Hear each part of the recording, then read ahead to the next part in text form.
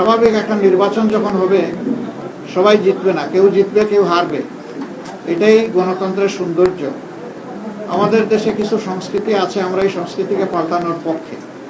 তবে আমাদের কিছু অবজারভেশন আছে, সেই অবজারভেশনগুলো আমরা জাতির সামনে তুলে ধরার পক্ষে, যাতে ভবিষ্যতে একই অন্যায়ের বা সীমালঙ্ঘনের পুনরাবৃত্তি না ঘটে।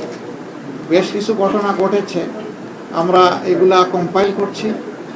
আমরা আমাদের পরিসরে আবার বসবো। আজকে তো এই পরিসরে আমাদের বিস্তারিত আলোচনার সুযোগ ছিল না, কারণ এখন পর্যন্ত বেশ কিছু আসনে আমাদের জানা মতো আমরা এগিয়ে আছি এবং গণনাও কমপ্লিট, কিন্তু স্থানীয়ভাবে যারা রিটার্নিং অফিসার আছেন তারা ঘোষণা দিচ্ছেন না, ঝুলিয়ে রেখেছেন। তা আমরা বুঝতে পারছি না এটা কেন।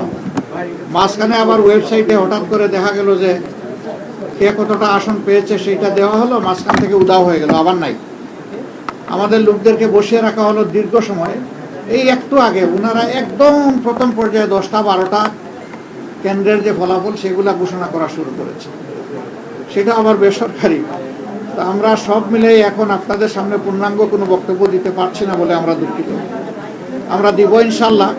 আমরা আবার বসবো, আমাদের মধ্যে আমরা এগুলা নিয়ে বিশ্লেষণ করব। আমাদেরও কোনো ত্রুটি ঘাটতি থাকে সেটাও আমরা দেখব।